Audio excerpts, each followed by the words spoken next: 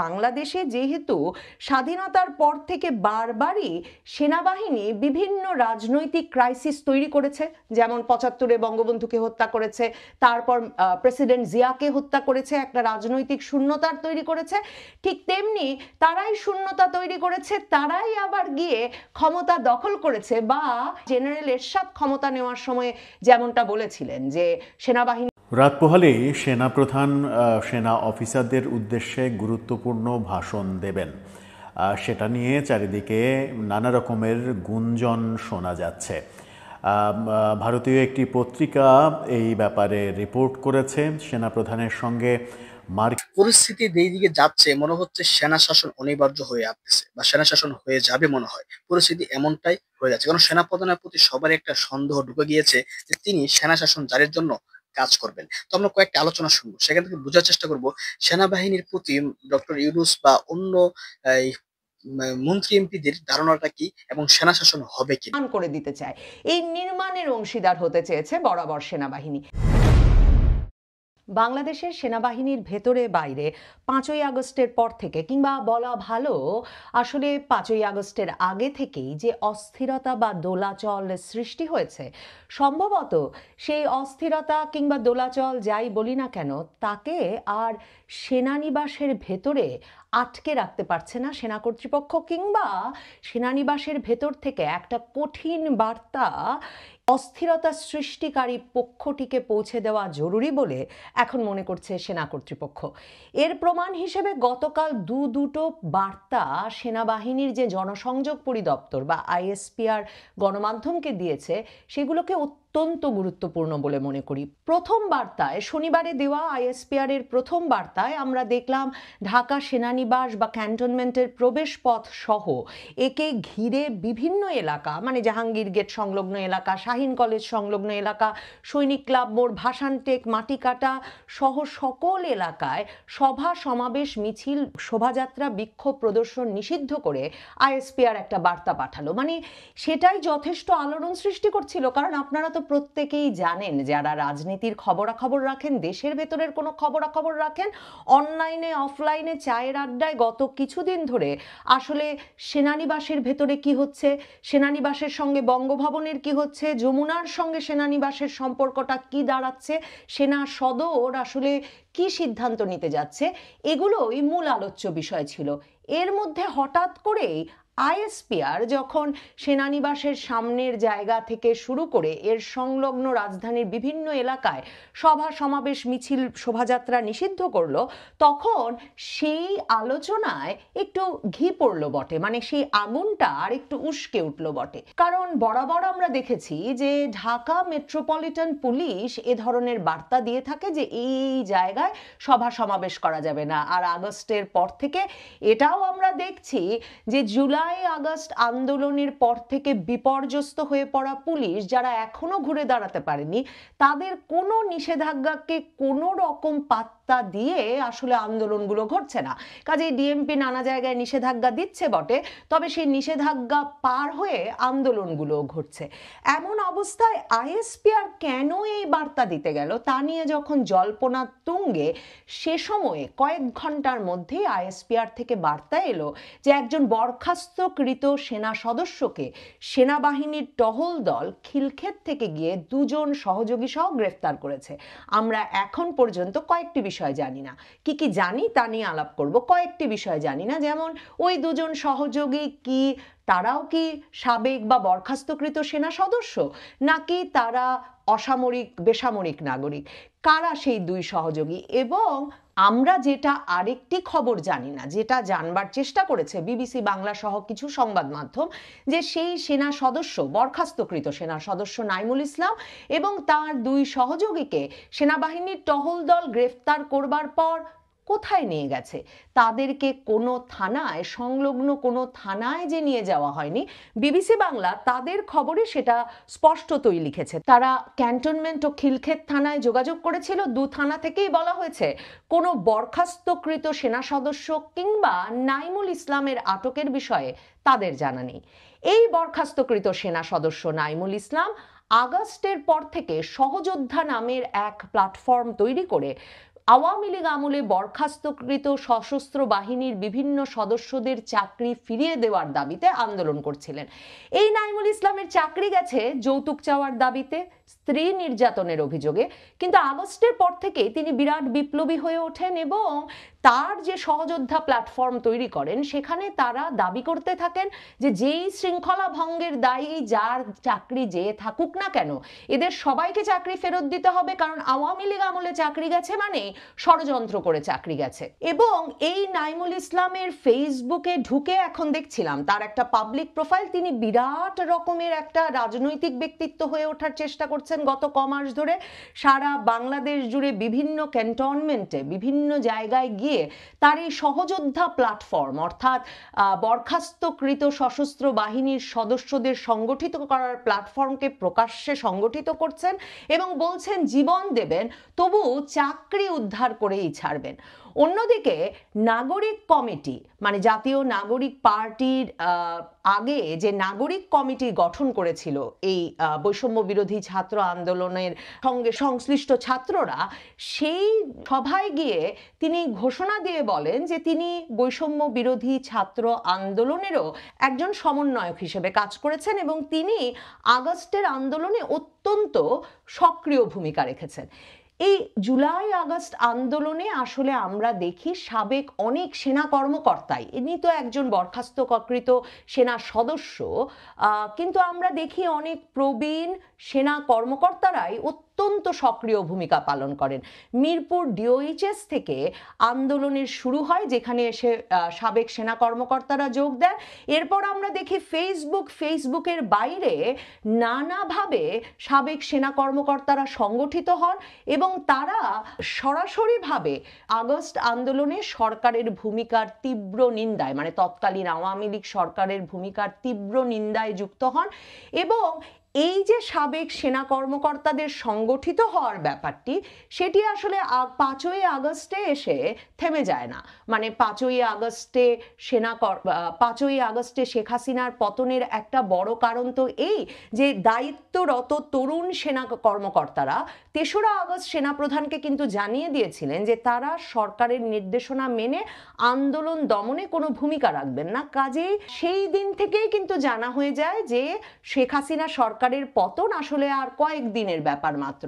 এরপর 5ই আগস্টে পতন ঘটে শেখ হাসিনা সরকারের, কিন্তু আমরা দেখি সাবেক সেনা কর্মকর্তারা রাওয়া ক্লাবকে ঘিরে, retired armed forces association rava ক্লাবকে ঘিরে এবং ফেসবুকে এবং নানা প্রখ্যাত ইউটিউবারদের মাধ্যমে আসলে তাদের যুদ্ধংদেহী মনোভাব প্রকাশ করতে থাকেন। মানে বাংলাদেশের অনেক প্রবীণ সেনা কর্মকর্তা যারা কখনো কোনো যুদ্ধে যেতে হয়নি, বাংলাদেশকে যেহেতু তার স্বাধীনতা যুদ্ধের পর থেকে কখনো কোনো যুদ্ধে জড়িত হয়নি, আমাদের পররাষ্ট্রনীতি যেহেতু সকলের সঙ্গে বন্ধুত্ব, কারো সঙ্গে শত্রুতা নয় এবং যুদ্ধে না যেয়ে নিজেদের নিরাপত্তা নিশ্চিত করা, সেই সেনাবাহিনীর অনেক সাবেক সেনা কর্মকর্তাকে দেখা যায় 70-80 বছরের কর্মকর্তারা তারা প্রতিবেশী দেশের বিরুদ্ধে যুদ্ধ ঘোষণা দেন, কয়দিনের মধ্যে কোন শহর দখল করে ফেলতে হবে এসব ঘোষণা দেন।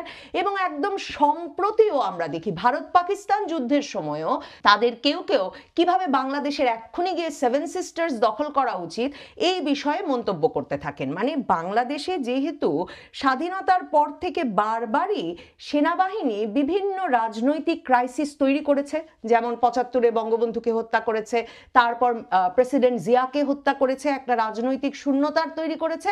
ঠিক তেমনি তারাই শূন্যতা তৈরি করেছে, তারাই আবার গিয়ে ক্ষমতা দখল করেছে। বা জেনারেল এরশাদ ক্ষমতা নেওয়ার সময় যেমনটা বলেছিলেন যে সেনাবাহিনী ক্ষমতার ভাগ চায় না, তবে সেনাবাহিনী গণতন্ত্র নির্মাণ করে দিতে চায়, এই নির্মাণের অংশীদার হতে চেয়েছে বরাবর সেনাবাহিনী। এবারও এই চাঞ্চল্য ছড়িয়ে পড়ে বাংলাদেশের সেনাবাহিনীর বিভিন্ন পক্ষের মধ্যে। সেনা সদরের ভেতর জেনারেল ওয়াকারুজ্জামান তার তরুণ কর্মকর্তাদের কথা শুনে, যেহেতু তিনি সরকারের নির্দেশনা মেনে আন্দোলন দমনের পথে যান না, সেখানে তিনি শান্তি এবং শৃঙ্খলা ধরে রাখতে পারলেও এই বাইরের চাঞ্চল্য ক্রমাগত তীব্রভাবে আসলে সেনা সদরের ভেতরেও নানা রকম প্রভাব তৈরি করতে থাকে। গতকাল এই নাইমুল ইসলামের গ্রেফতার আসলে একটা বার্তা দেওয়ার চেষ্টা সেনাপ্রধান ওয়াকারুজ্জামানের পক্ষ থেকে, যে সেনাবাহিনীর নামে সাবেক কিংবা বরখাস্তকৃত সেনা কর্মকর্তা সেনা সদস্যদের নানা রকম প্রচারণা কুপ্রচারণা চালানো, নানা রকম হুমকি দেওয়া, কথাবার্তা বলা কিংবা সংগঠিত করার চেষ্টাকে আসলে সেনা কর্তৃপক্ষ ভালো চোখে দেখছে না বা দেখবে না। আইএসপিআর তার বার্তায় পরিষ্কারভাবেই বলে যে সহযোদ্ধা প্ল্যাটফর্মের সমন্বয়ক এই বরখাস্তকৃত নাইমুল ইসলামকে গ্রেফতার করা হয়েছে। তার একটা বড় কারণ যে এই নাইমুল ইসলাম 18ই মে থেকে, মানে আজ রোববার থেকে জাহাঙ্গীর গেইটের সামনে আবারও সমাবেশের ডাক দিয়েছিলেন এবং তার ফেসবুকে গেলেও আপনারা দেখবেন তার যে ঘোষণা, সহযোদ্ধা প্ল্যাটফর্ম, যে প্ল্যাটফর্ম তিনি বরখাস্তকৃত সশস্ত্র বাহিনীর সদস্য নিয়ে সারা দেশে গড়ে তুলেছেন, তাদের ঘোষণা ছিল যে এই যে তারা সেনা সদরের সামনে ক্যান্টনমেন্টের প্রবেশ পথে জাহাঙ্গীর গেইটের সামনে অবস্থান কর্মসূচি নেবেন, যতদিন তাদের চাকরি ফেরত দেওয়া না হবে ততদিন তারা এই অবস্থান কর্মসূচি চালিয়ে যাবেন এবং প্রয়োজনে তারা জীবন দেবেন, রক্ত দিতে প্রস্তুত আছেন। এবং সেনা সদরের ভেতরে, মানে সেনা কর্তৃপক্ষের কাছে স্বাভাবিকভাবেই যদি খবর না থাকতো যে এটি একটি নিরীহ সমাবেশ মাত্র, যে সমাবেশের মধ্য দিয়ে সেনা সদরের ভেতরে বা ক্যান্টনমেন্টগুলোর ভেতরে কোনো চাঞ্চল্য বা অস্থিরতা সৃষ্টির চেষ্টা করা হচ্ছে না, তাহলে সম্ভবত এই সেনা সদরের সামনে সমাবেশটি নিষেধাজ্ঞার মধ্য দিয়েই শেষ হতে পারত। এই নাইমুল ইসলাম আসলে সারা বাংলাদেশ জুড়ে কাদের সংগঠিত করছিলেন, তার পেছনে কারা ছিল? গত কয়েক সপ্তাহ ধরে আমরা যে শুনে আসছিলাম জেনারেল ওয়াকারুজ্জামানকে দায়িত্ব থেকে সরিয়ে দেওয়ার চেষ্টা হচ্ছে যমুনা থেকে, দায়িত্ব থেকে সরিয়ে দেওয়ার চেষ্টা হচ্ছে ওয়াকারনা হাসনাত সেই পক্ষ থেকে, এবং বিশেষভাবে আওয়ামী লীগের কার্যক্রম নিষিদ্ধ ঘোষণার পর তাদের রাজনৈতিক বিশ্বাস এবং আদর্শের বিশ্বস্ত একজনকে নিয়োগ দেওয়ার জন্যে সেনা সদরের ভেতরে চাঞ্চল্য সৃষ্টি করা হচ্ছে, অস্থিরতা সৃষ্টি করা হচ্ছে। সম্ভবত তার সঙ্গে এই সেনা সদরের বাইরে ক্যান্টনমেন্টের প্রবেশ মুখে সারা বাংলাদেশ থেকে সংগঠিত ব্যক্তিবর্গকে এনে অস্থিরতা তৈরির এই প্রচেষ্টার সরাসরি সম্পর্ক দেখেই সেনা সদর দপ্তরকে শুধু যে এই নাইমুল ইসলামকে গ্রেফতার করতে হলো তাই নয়, গ্রেফতার করার পর তা জানান দিতে হলো। দেখুন, আমি বারবার জানান দেওয়ার বিষয়টিকে অত্যন্ত গুরুত্বের সঙ্গে উল্লেখ করছি, কারণ ভাববার কোনো কারণ নাই গত আগস্ট মাস থেকে সেনাবাহিনীর করা এটাই প্রথম গ্রেফতার, কিংবা সেনাবাহিনীর ভেতরে কোনো সেনা সদস্যের বা সেনা কর্মকর্তার আটক হয়ে যাওয়ার ঘটনা, কিংবা বাইরে অস্থিরতা সৃষ্টিকারী কোনো সাবেক সেনা কর্মকর্তার বা সদস্যের আটক হয়ে যাওয়া বা তাদেরকে অন্য কোনোভাবে নিউট্রালাইজ করবার চেষ্টা, এটাই প্রথম। এই ঘটনাটি যে জানান দেওয়া হলো, আসলে জানান দেওয়া হলো যাতে পরবর্তীতে এই ধরনের ঘটনার পুনরাবৃত্তি ঘটাতে কেউ চেষ্টা না করেন। গত আগস্ট থেকে যেহেতু বারবার বর্তমান সেনাপ্রধান পরিষ্কার করেছেন তিনি আর যাই হোক ক্ষমতা নিতে প্রস্তুত নন এবং তিনি ক্ষমতায় যেতে চান না, তিনি বরং চান দ্রুত তার যে 30,000 সেনা সদস্য বাইরে ডিউটি করছে আইন শৃঙ্খলা রক্ষায়, ম্যাজিস্ট্রেসি পাওয়ার সহ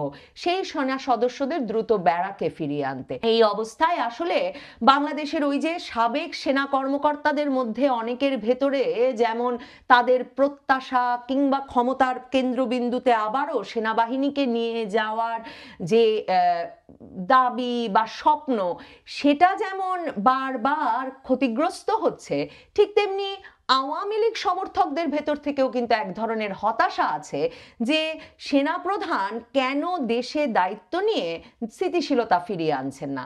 কিন্তু জেনারেল ওয়াকারুজ্জামান আগস্ট থেকেই মূল মনোযোগ দিয়েছেন বরং সেনা সদরের ভেতরে, ক্যান্টনমেন্টগুলোর ভেতরে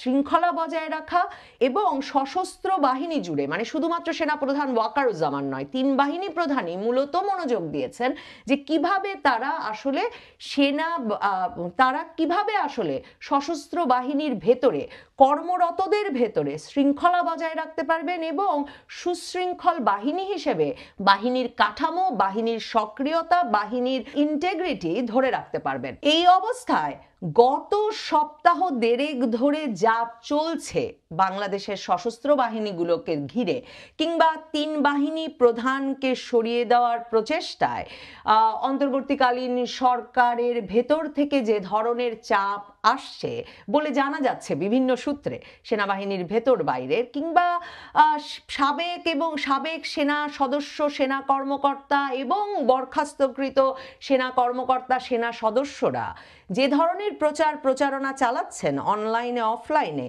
তার সবই আসলে এই বাহিনীগুলোর ভেতরকার শান্তি শৃঙ্খলা এবং সংগঠিত রূপ ধরে রাখতে তিন বাহিনী প্রধানকে ক্রমাগতভাবে চ্যালেঞ্জ করে আসছিল।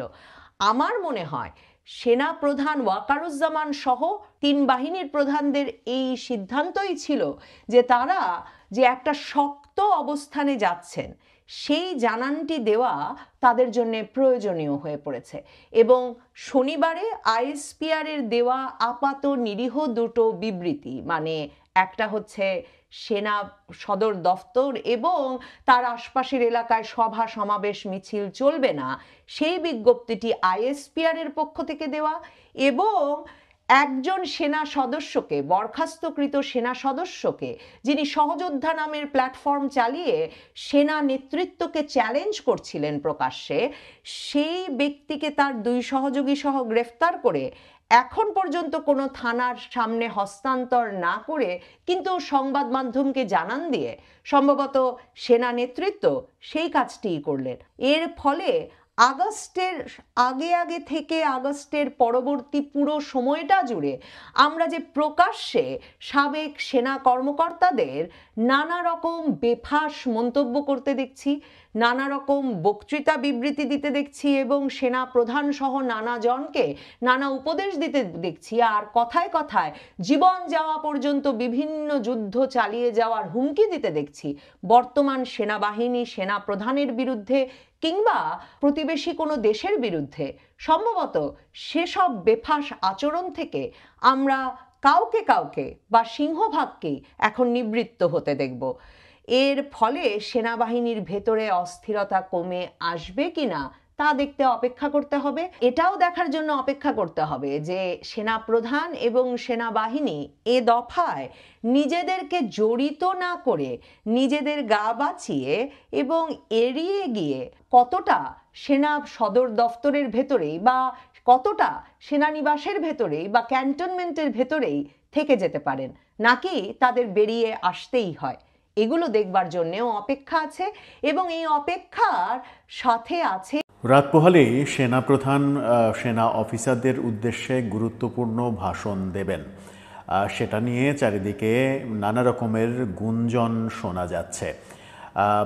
ভারতীয় একটি পত্রিকা এই ব্যাপারে রিপোর্ট করেছে। সেনাপ্রধানের সঙ্গে মার্কিন রাষ্ট্রদূতের নেতৃত্বে 3 সদস্যের প্রতিনিধি দল আজকে বৈঠক করেছেন। সেই বৈঠকে করিডোর ইস্যু নিয়ে কথা হয়েছে।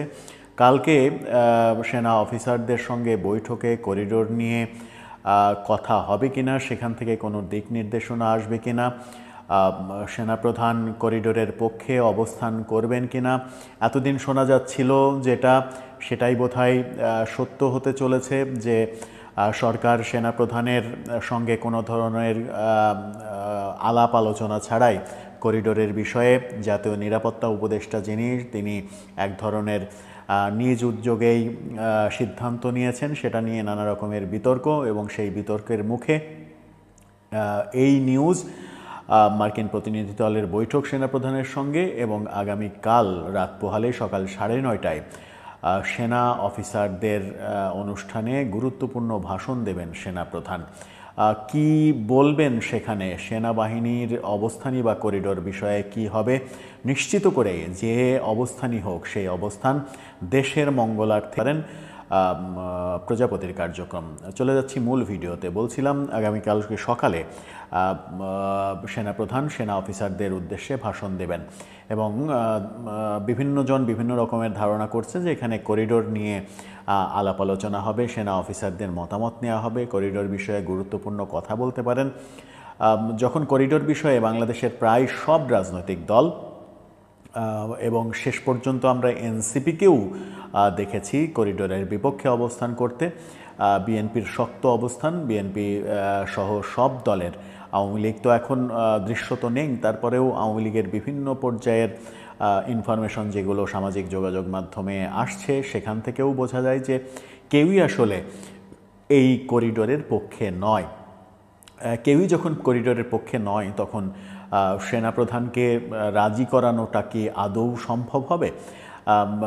আজকে যে খবরটা এসেছে, নর্থ ইস্ট নিউজ ভারতের একটি গণমাধ্যম, সেই গণমাধ্যমে একটি খবর এসেছে। তারা শিরোনাম করেছে US diplomats meet Bangladesh army chief on humanitarian corridor issue, general Zaman to address officers on May 20 অর্থাৎ সকালেই জেনারেল ওয়াকারুজ্জামান সেনা অফিসারদের উদ্দেশ্যে ভাষণ দেবেন, সেটাও যেমন বলেছে, তেমনি আমেরিকান প্রতিনিধি দল যে তার সঙ্গে কথা বলেছেন, আজকে সেই মিটিং হয়েছে, সেখানে জেনারেল ওয়াকারকে রাজি করানোর চেষ্টা করা হয়েছে করিডোরের পক্ষে তিনি যেন অবস্থান নেন। সেই খবরটা তারা দিচ্ছে। এই পত্রিকায় নর্থ ইস্ট নিউজে রিপোর্টটা করেছেন সাংবাদিক চন্দন নন্দী। তিনি অনেক কথা বলেছেন, অনেক কথা নিরাপত্তার স্বার্থেই কিংবা সেন্সিটিভ বিষয় বলেই ভারতীয় একটা পত্রিকায় যে খবর হয়েছে সেই খবর নিয়ে আসলে আগ বাড়িয়ে কথা বলতে চায় না। তিনি অনেক কথা এর মাঝে বলার চেষ্টা করেছেন, কিন্তু সেই অনেক কথার মোদ্দা কথা যেটা শোনা যাচ্ছে সেটা হচ্ছে যে সেনাবাহিনী করিডোরের পক্ষে এখনও না। তারা যেন করিডোরের পক্ষে থাকেন সেই জন্য মার্কিন প্রতিনিধি দল তাকে অনুরোধ করেছেন। এখন কালকের জন্য অপেক্ষা, এরকম ধারণাও করা হচ্ছে যে সেনা অফিসাররা সেনাপ্রধানকে কি পরামর্শ দেন, সেনাবাহিনী সবাই মিলে করিডোরের পক্ষে থাকবে নাকি করিডোরের বিপক্ষে থাকবে সেটা হয়তো জানা যাবে। যদিও সেনানিবাসের অভ্যন্তরে কোনো হয়ে যাওয়া অনুষ্ঠান ব্যাপারে গণমাধ্যমে কোনো খবর আসবে না, কিন্তু পর্যায়ক্রমে তাদের অবস্থানটা পরিষ্কার হয়ে যাবে। এটা অন্তত নিশ্চিত করে বলা যায় যে সরকার আবেগবশত কোনো সিদ্ধান্ত নিতে চাইলেও সেনাবাহিনী, দেশপ্রেমিক সেনাবাহিনী অবশ্যই দেশের স্বার্থে তাদের মতামত জানাবেন। তারা তো আর সিদ্ধান্ত নেওয়ার মালিক না, তারা তাদের মতামত জানাতে পারেন, সেনাপ্রধান তাদের মতামত জানাতে পারেন। সেই মতামতটা আমার মনে হয় না যে করিডোরের পক্ষে মতামত যাবে, করিডোরের বিপক্ষেই মতামত যাবে। করিডোরের বিপক্ষে যদি মতামত যায় তাহলে কি হবে, কিংবা যখন দেশের প্রায় সব রাজনৈতিক দল, সমস্ত বুদ্ধিজীবী মহল করিডোরের বিপক্ষে তাদের মতামত দিচ্ছে, তখন কি সেনাবাহিনীর আদৌ করিডোরের পক্ষে মতামত দেওয়ার কোনো বাস্তবতা আছে? দেশের সবার বিপক্ষে কি সেনাবাহিনী কোনো ধরনের তাদের মতামত দেবে? কখনোই দেবে না, দেওয়ার কোনো কথা নাই। তার মানে হচ্ছে যে সেনাবাহিনী করিডোরের বিপক্ষেই মতামত দেবে। সেই সমস্ত মতামতকে উপেক্ষা করে কি জাতিসংঘকে, মূলত যুক্তরাষ্ট্রকে করিডোর দেয়া মায়ানমারে আদৌ সম্ভব হবে? যখন করিডোর দিলে মায়ানমারের সঙ্গে আমাদের যুদ্ধ অবস্থা তৈরি হতে পারে, আরাকান আর্মিকে সহযোগিতার জন্য মায়ানমারের সামরিক জান্তা আমাদের সঙ্গে যুদ্ধাবস্থা তৈরি করতে পারে, সেই যুদ্ধাবস্থা তৈরি হোক, এটা কি আমেরিকা চাই? সেই যুদ্ধাবস্থা তৈরি হলে খুব আরামে বাংলাদেশে এসে বাংলাদেশের সীমানায় সহযোগিতার নামে ঘাঁটি গাড়া, এরকম আলোচনাও হচ্ছে। আবার এই আলোচনাও হচ্ছে যে ভারত এবং চীন দুই দেশই করিডোরের বিপক্ষে, যদিও চীন পক্ষে না বিপক্ষে এটা যুক্তরাষ্ট্রের আমলে নেওয়ার কোনো কারণ নেই, কারণ চীনের বিরুদ্ধে অবস্থানটা শক্তপোক্ত করার জন্যই আসলে যুক্তরাষ্ট্রের করিডোর দরকার, যুক্তরাষ্ট্রের এই অঞ্চলে একটা ঘাঁটি দরকার। কিন্তু ভারত যখন বিপক্ষে অবস্থান করবে তখন ভারতকে খেপিয়ে তুলে যুক্তরাষ্ট্র বাংলাদেশকে দিয়ে কোনো কাজ আদতে করাবে কিনা সেই ব্যাপারে যথেষ্ট প্রশ্নবোধক চিহ্ন রয়েছে। কারণ চীনকে এক অর্থে যদি আমেরিকা মনে করে যে চীনকে সহায়তা করতে চায়, তারা চীনের বিপক্ষে অবস্থান শক্ত করতে চায়, তাহলে অবশ্যই আমেরিকার ভারতকে প্রয়োজন। বাংলাদেশে অবস্থান কিংবা ঘাঁটি এটা যেমন প্রয়োজন, তেমনি ভারতের সাপোর্টটা প্রয়োজন। ভারতকে খেপিয়ে তুলে, ভারতকে বিপক্ষে দিয়ে আমেরিকা এই অঞ্চলে কোনো কিছু করতে চাইবে না। যখন চীন তাদের প্রকাশ্য শত্রু, তখন ভারতও শত্রু হয়ে যাবে। চীন এবং ভারত যদি একাট্টা হয়ে যায়, তখন আমেরিকার জন্য সেটা আরও বড় বিপদের কারণ হবে, কারণ তখন শক্তিমত্তা, বিপক্ষের শক্তিমত্তা বেড়ে যাবে। এই সূত্রে চীন এবং ভারতের সঙ্গে যদি রাশিয়া যোগ দেয়, সব মিলিয়ে আমেরিকার জন্য সেটা খুব একটা সহজ কাজ হবে না। সেই কারণেই মনে করা হচ্ছে, বিভিন্নজন মনে করছেন যে আপাতত করিডোর নিয়ে যত কিছুই হোক না কেন, সেনাবাহিনীর মতের বিপক্ষে সরকার কোনো সিদ্ধান্ত নিতে পারবে না। সেনাবাহিনী করিডোরের পক্ষে অবস্থান নেবে না, যেহেতু বাংলাদেশের জনগণ কেউই চান না করিডোর দেয়া হোক।